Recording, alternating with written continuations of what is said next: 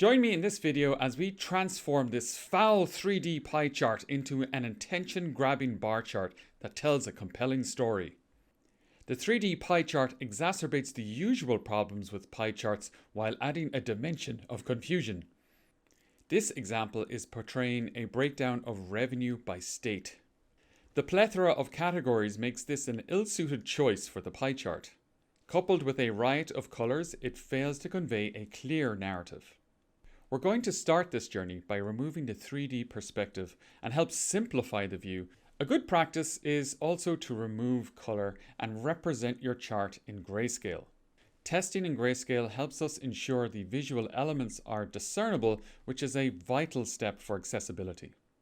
While the pie chart is certainly less chaotic in grayscale, it does little to extract a clear narrative. If retaining all the categories is imperative, then trying a tree map or another visualization might help elucidate the narrative more clearly.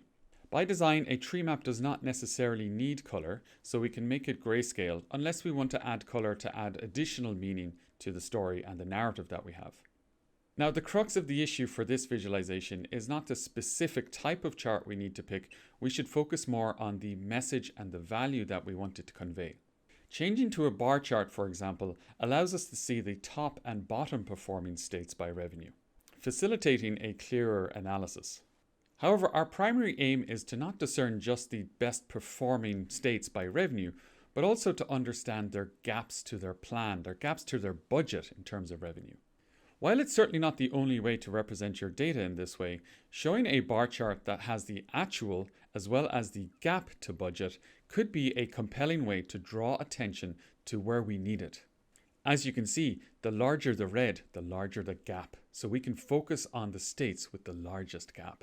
So next time you're considering a 3D pie chart, firstly, don't do it, and secondly, really consider the message that you're trying to convey and the outcomes you're trying to drive. I'm Nicholas Kelly from Delivering Data Analytics. Follow me for more tips and best practices on data visualization, dashboard design, and data storytelling. And until then, I'll calculate later.